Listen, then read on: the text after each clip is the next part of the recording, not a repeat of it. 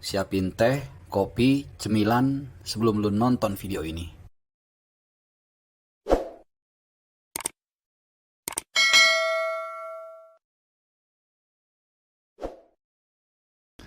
Halo, salam sehat. Kembali lagi jumpa di channel gua, di channel Bung Harpa. Dan satu hari gua absen menyapa kalian.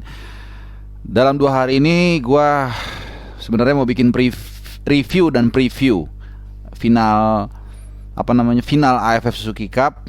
Tapi memang agak tanggung ya. Jadi mau dipisah juga tanggung, mau digabung juga.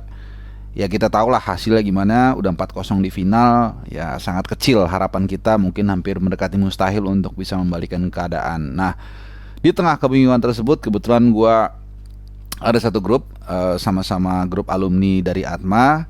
Dan kemudian salah satu temen gua ada yang nge-share kabar berita dari sebuah media online bogor.com. Di situ dituliskan ada pemain Thailand yang terindikasi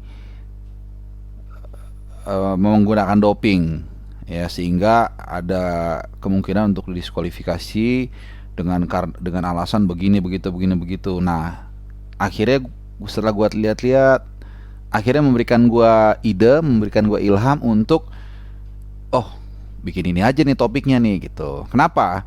Karena gue lihat begini. Pertama, kenapa berita ini bisa menyebar?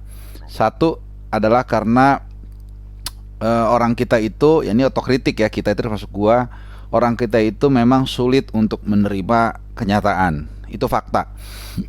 Kadang-kadang kita suka sebenarnya bahasa ininya berhalusinasi bahwa kita ini hebat, padahal kita enggak, atau sebaliknya. Jadi kita selalu sering kali merasa bahwa kita tidak pada di tempat yang seharusnya.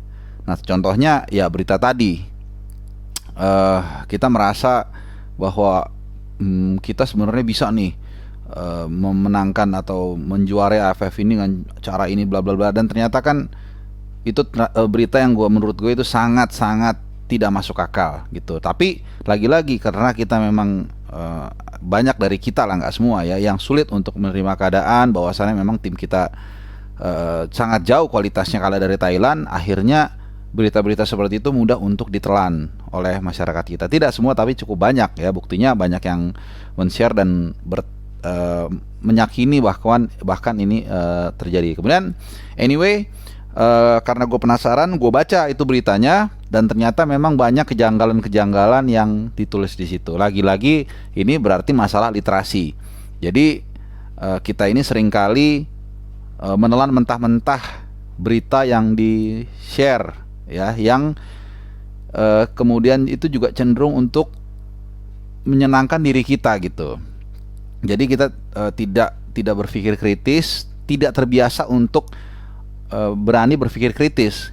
Ya, ada cenderung kalau kita kritis atau terlihat pintar itu malah justru kelihatan tidak populer. Ya, ini yang aneh. Kalau menurut gue sih, kenapa gitu kita beradu argumen selama itu disampaikan dengan sopan dan juga dengan ada dasar argumennya atau analoginya, it's okay gitu ya. Nah, kembali ke soal tadi, artikel tadi nanti gue akan share di sini. Jadi ada beberapa kejanggalan. Nah, sekarang gue baca detail karena gue penasaran. Pertama, di situ ditulis FIFA yang akan melakukan penyelidikan terhadap kasus ini. Ini aja udah aneh ya. Satu, AFF ini adalah ajang yang tidak masuk kalender FIFA. Jadi FIFA nggak ada urusannya di sana. Mengakui itu sebagai pertandingan resmi, iya.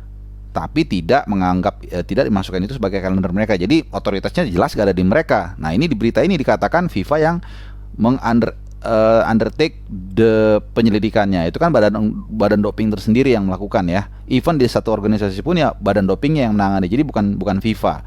Itu yang pertama. Yang kedua, ya kan, anggaplah memang betul ada pemain Thailand. Katakanlah betul ada yang terkena doping. Apakah lantas kita juga merasa layak bisa mengalahkan Thailand yang tampil luar biasa dari belakang sampai depan? Oke, lu mungkin berargumen, wah kalau nggak pakai doping mungkin kita bisa menang. Ya, come on lah, itu nggak kita itu yang gue bilang, memang menjiwai bahwa atau menerima kenyataan kita ada di level tertentu ini memang butuh jiwa ksatria gitu ya. Gue bahasa gampang itu aja. Itu dibutuhkan hal itu. Makanya ada istilah kalau di Inggris itu sore loser. Ya udah kalah, cuman kemudian sulit untuk menerima kenyataan atau tidak mengakui lawannya. Itu yang tampaknya menjadi pelajaran buat kita. Nah, balik lagi ke soal tadi. Katakanlah benar ada pemain Thailand tersebut doping. Apakah kita sudah tahu bahwa regulasinya seperti apa? Ingat, buat lo mungkin lo belum lahir sebagian. Tahun 94 Piala Dunia di Amerika, Maradona itu kena doping. Walaupun dopingnya waktu itu sebenarnya bukan doping yang gue tahu ya, nanti koreksi kalau gue salah. Sebenarnya bukan doping untuk meningkatkan performa, tapi kayak semacam obat yang dikonsumsi untuk menenangkan apa-apa, tapi kandungan itu dilarang. Dan apa yang terjadi? Apakah Argentina didiskualifikasi dari Piala Dunia 1994? No, hanya Maradona yang disuruh keluar dari turnamen. Lance Armstrong, pesepeda, gelarnya dicabut. Ini satu. Bedanya adalah kalau olahraga individu dengan grup adalah, kalau olahraga grup seperti tim sepak bola atau basket, kalau ada 1 atau 2 atau 3 pemainnya yang terkena doping, itu ya pemain itu yang berurusan yang dikeluarkan, tapi tidak timnya gitu. Kecuali satu tim semua, ya satu tim keluar otomatis gugur ya. Tapi kalau 1 pemain 2 pemain ya urusannya dia yang keluar. Tapi kalau olahraga individu, misalnya kayak seperti sprinter, kalau nggak salah dulu tuh sempat kena Ben Johnson apa kalau gue nggak salah ya, tapi anyway yang paling gue ingat adalah Lance Armstrong. Ini pesepeda ya, pesepeda kalau nggak salah juga dari Prancis. Dia sempat 99 sampai 2005 kalau nggak salah juara Tour de France ya, gelar juaranya dia adalah gitu ya. Kemudian dicabut semua karena terkena doping. Kenapa? Ya karena olahraga individu. Jadi balik lagi ke Thailand, kalaupun ada let's say Chanathip Songkrasin atau Supacok atau Tristandu yang terkena doping, ya pemain itu yang didiskualifikasi, tidak menggugurkan apa yang sudah dicapai oleh tim tersebut, dalam hal ini Thailand. Nah, itu. Kemudian juga yang berikutnya, ya ini sih gue tidak merujuk kepada satu website tertentu itu ya, tapi ingat sekali lagi sekarang ini berita itu menyebar begitu liar ya. Kita menerima satu flyer yang nggak tahu dari mana masuk ke WhatsApp group, langsung kita percaya ya kan. Bahkan kita tidak berpikir secara analogi masuk akal atau enggak, langsung kita terima. Kenapa? Karena tadi itu berita ini berita adalah yang kita inginkan, bukan yang kita butuhkan. Ya kita mau Indonesia menang, lalu beritanya Indonesia menang karena lawan didiskualifikasi, langsung kita senang karena itu berita yang kita inginkan kan. Tapi benar nggak itu beritanya? Nah, akhirnya balik lagi tadi, berita-berita seperti ini yang menurut gue yang perlu diklarifikasi, dan perlu juga kita untuk menjadi redaksi bagi diri kita sendiri.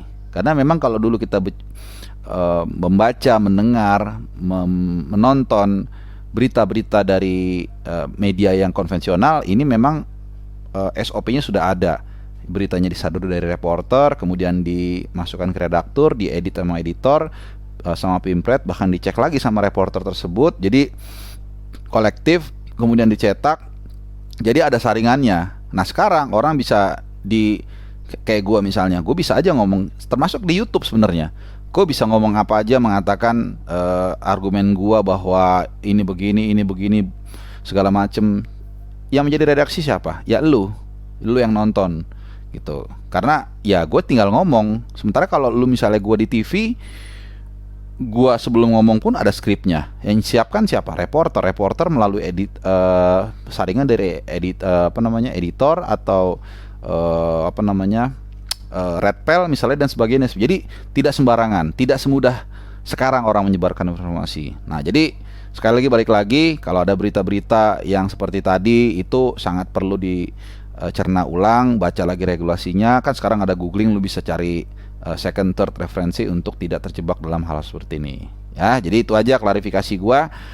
Setelah ini gua akan bikin video preview dan juga ya preview final Timnas Indonesia tanggal 1 Januari. Walaupun kita tahu sudah sangat kecil mendekati mustahil, tapi gua akan tetap bikin reviewnya buat lu. Dan karena gue juga membawain acaranya di RCT Plus hari Sabtu 1 Januari 2022 tahun baru ya, pukul 19.30 waktu Indonesia Barat. Mulai pukul 6:30 gue udah on air.